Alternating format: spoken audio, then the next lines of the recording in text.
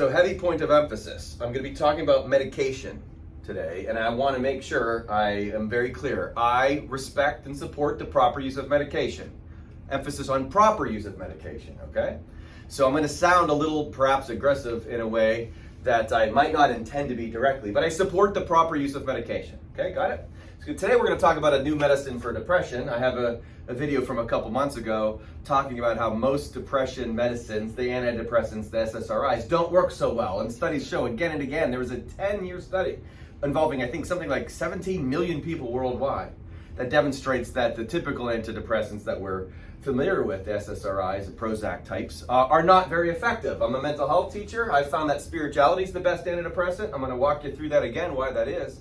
But I also help people who aren't interested in spirituality try to feel better too, right? And so meds work sometimes, but they're not very effective with antidepressants, okay? So a new antidepressant, if you will, has come along. You might have heard of it, and I'm very much into the psychedelic application of certain medicines to help people with antidepressant or with depression, especially what's known as treatment-resistant depression. And some people are really, really struggling and they're not getting anywhere. And then they take this new medicine, which is really an old drug called ketamine, and its twin sister, esketamine, and it's working great. And I'm not surprised because I've heard, a long time ago, I heard certain psychedelics hit certain receptors, like serotonin receptors, for example, and they induce a certain meaning, like dimethyltryptamine, for example. Really ratchets up the brain's experience of what meaning is, and of course the next thing you know, everything in the world feels very meaningful and everything's so interconnected, and of course it feels great, because if everything felt meaningful, you'd feel good. Depression's usually the opposite. Things don't feel meaningful at all. So I've long since been paying attention to this. Well, a new report just 2 days ago came out saying, guess what? Ketamine is killing it in a great way. All right, it's doing wonderfully well. It's really, really helping people who have significant treatment-resistant depression, right? So I think it needs to be more made readily available. But like everything, it's not going to be a magic pill, okay? It's not like we've discovered the cure for depression. It's that we discovered a better aid. Okay, and that's very important, because I don't want people thinking that, oh good, now my depression's gone forever, something like that. We don't want that. So we're going to talk about how to do it correctly. All right, very important. And so a lot of people think this line is in the Bible. God helps those who help themselves, right? You've probably heard that before. Sounds like something that could be in Scripture. It isn't. It's not a proverb or anything like that. But it makes sense, and there's some truth to it, okay? That while we're living in a spiritual world, but you don't just sit back and let it happen to you, there's something that you need to be doing in this world. And it's going to be heavily, I think, demonstrated by how esketamine works and why it works. And so there's something we're supposed to be doing for sure.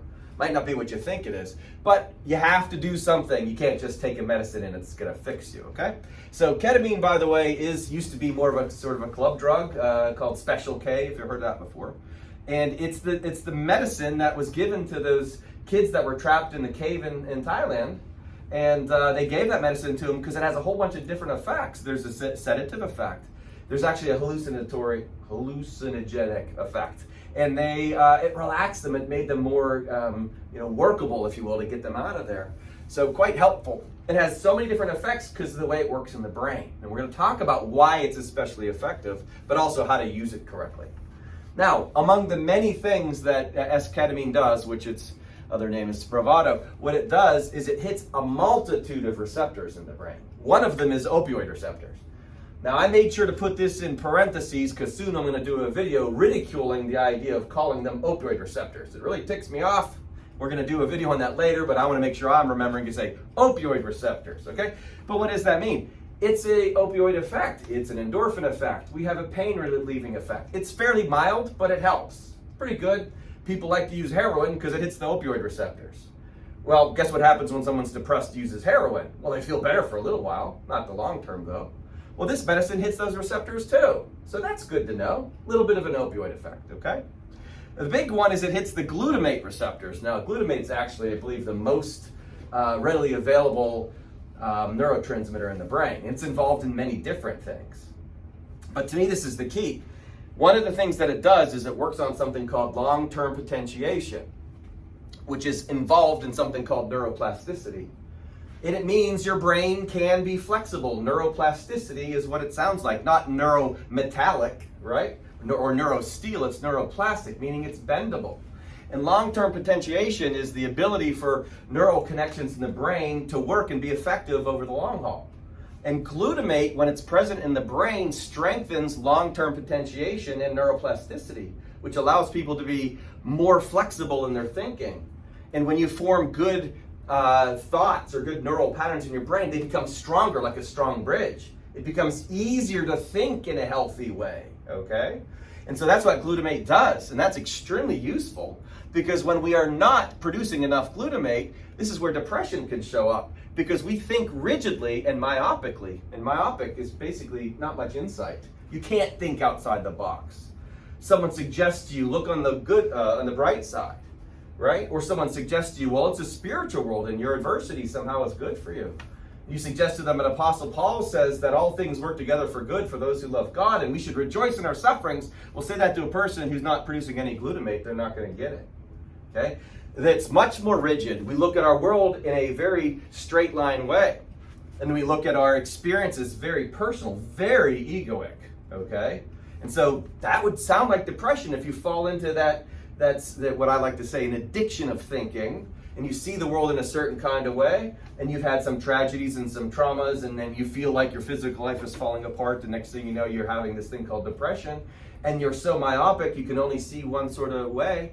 Then your brain literally starts to become not neuroplastic. It gets fixated on just certain neural patterns. And now that's depression. Having worked with it, especially people who have it very, very challengingly, they experience this, and it's very depressing, and these medicines don't really work very well. One of the doctors even said a lot of people have basically tried everything. We're going to talk about what that means, or how I see it in a minute.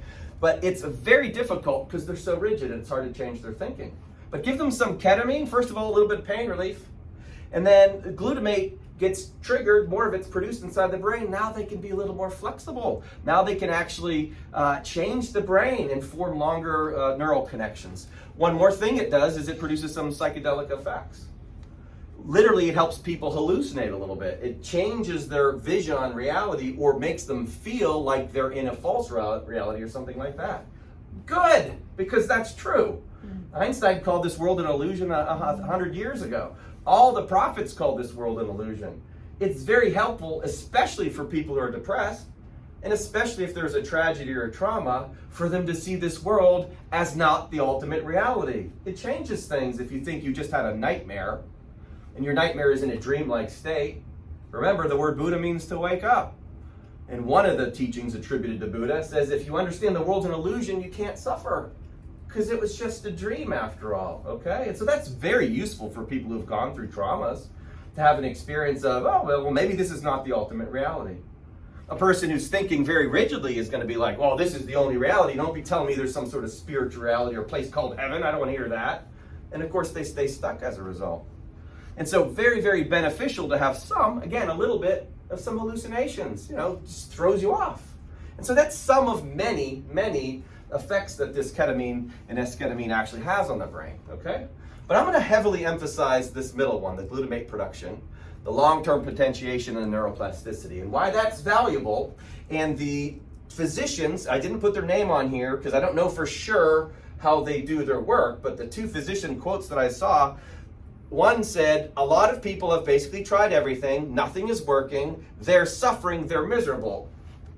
And I go straight to, tried everything? What exactly does that mean? Did you mean they tried every medicine that's available to them? Is that what that means? They tried a variety of SSRIs? Is that what that means? Or did they try, I don't know, the Four Noble Truths? Did they try Buddhist philosophy, right? Did they try to understand what Jesus really means and what the crucifixion really means? Did they just try some ego reduction techniques? Okay? Because I don't think trying everything should just be limited to medicines. That's what pharmaceutical companies want us to think, right? Like medicines are going to fix us. This isn't going to fix us, okay? Trying everything is a little broader than that. And look, in this part of the quote, nothing is working. Well, meds, okay, probably not. Meds don't heal you. They're suffering, they're miserable. Well, that's interesting because the first noble truth is that all of us suffer, okay? We're going to suffer. This is not a surprise. Americans hate suffering. We think it's terrible. Something's wrong with me because I'm suffering. Well, it's part and parcel of our reality, and you're going to suffer. And if you just look to medicate it away, it ain't going to work, right? God helps those who help themselves, right? We have to be doing something here. Our suffering is valuable if we learn from it. There's nothing wrong at all with working with depression medicines and boosting mood and all of that. But we have to do it the right way.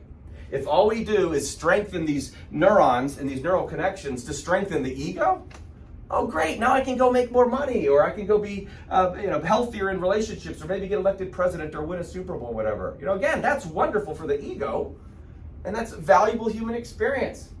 But if it doesn't strengthen your long-term connection to spirituality and what we're here supposed to be doing, figuring out that we're spiritual beings, we're not physical, the ego is going to always control us. If you don't wake up to the true nature of reality, suffering's going to come in some other form. So it's not just depressed people that suffer, right? I've had a heck of a lot of anxiety in my life, right? And that's been not much depression, but we suffer in many different ways. And anybody that has tragedy and trauma has some form of suffering, and it can show up in many different forms. And again, we don't have long-term studies yet. So I know this to be true. God helps those who help themselves. If you take this medicine and you're strengthening your neural connections in your brain in a spiritual direction, now we've got it. That's a great way to use it. And I've seen this firsthand with people I know who were working on spirituality. It wasn't quite clicking, taking antidepressants, but then they take this medicine and all of a sudden it clicks for them. Because now it's like, okay, now I can do this. And that they've done a lot of work. And these are people who are meditators, yoga practitioners, spiritually open-minded people, stuff like that. Well, then this medicine becomes great. Just like every medicine I like to work with, if you do it the right way, it's going to be effective. If you do it the wrong way, it might work for a little bit. So the one teacher, or the one other counselor said, the challenge is to maintain these new connections. So this medicine opens up via long-term potentiation the possibility to maintain new connections. Well, almost everyone that's taking this medicine, which of course is illegal on the street, but if you take a medicine in a therapeutic setting, guess what you're going to be thinking? This is going to help me. Then you take a drug that opens up your connections. You're already thinking this is going to help you. Guess who's being optimistic? And now your brain rewards you for being optimistic because, you're in a doctor's office. This is known as the placebo effect because you said this is probably going to work.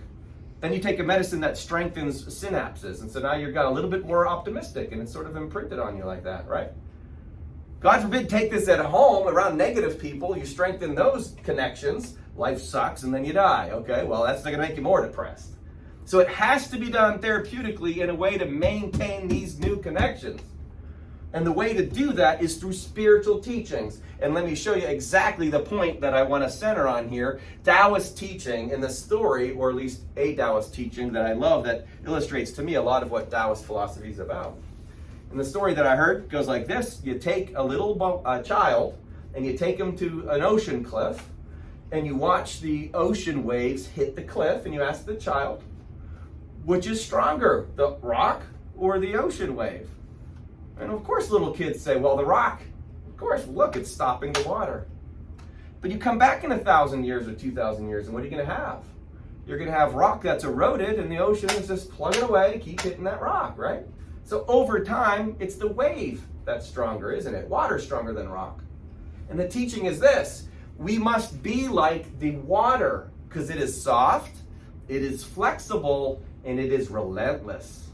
Okay? We must be soft, flexible, and relentless. That's the opposite of depression, which is rigidity and myopic, okay? We're like, nope, this is how it is. And notice again, American politics come into there too, right? This is how it is. No, this is how it is. Do this, do that. And that's why Jesus says, no politics for me. You're focused on the affairs of man, I'm focused on the affairs of God. Well, there's the best antidepressant. Stop obsessing over physical things. You're not physical. This is a dream after all. You're truly a spiritual being. And once you wake up to that, you got it. Okay? And so, soft, flexible, and relentless is the way we need to be. And if you're taking esketamine and you're practicing being soft, flexible, and relentless in your softness and your flexibility, by the way, if that wasn't clear, not relentless in your political opinions, right? That's going to lead to more rigidity.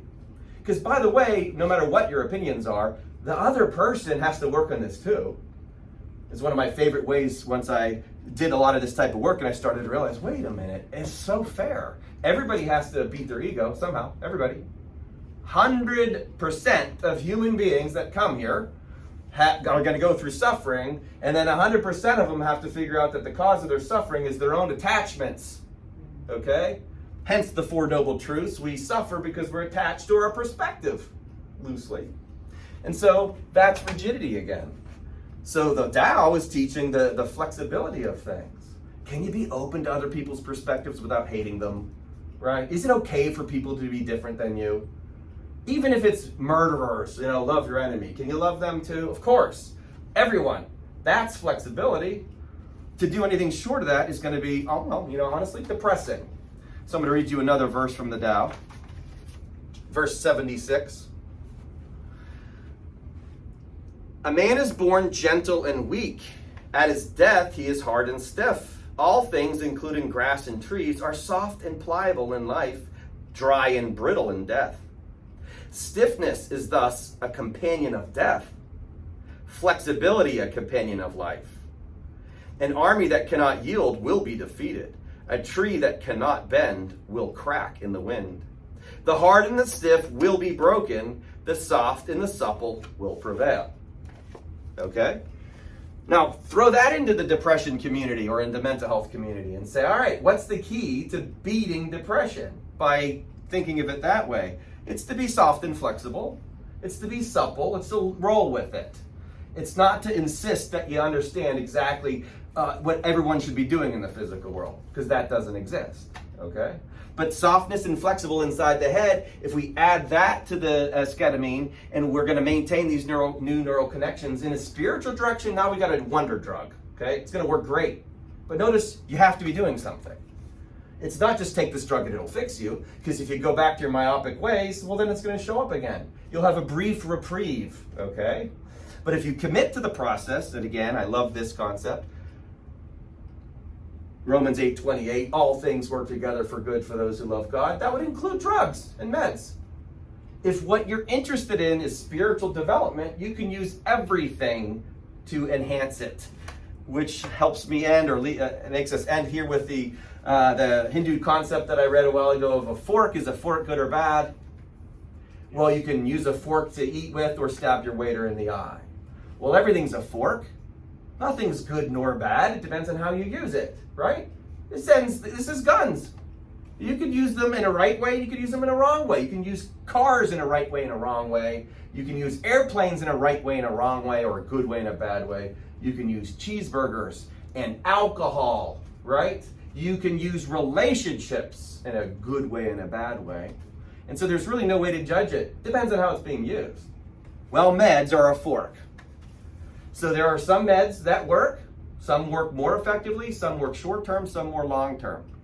But if a med's going to work effectively, it's going to be used with those who help themselves. And what is that again? Work on your spiritual development. That's the key. Work on your mental flexibility. It's not enough to just get a breath of fresh air because after years of depression, now this medicine has fixed. If you've been doing good work along those lines, yeah, it's going to work great. Good for you. Keep that up. Keep working on the spiritual journey. It's going to be the only pathway out. This, by the way, is why Jesus said, the only way to the Father is through me. It's through the Christ, the very flexible Christ that was within him. It's exactly right. And that's all of us. It's given to all of us. So, does this med work? Seemingly working great. Would I recommend it for people to try? Sure, why not? Recommend everything. But combine it with your spiritual process. Now we've got a good combination.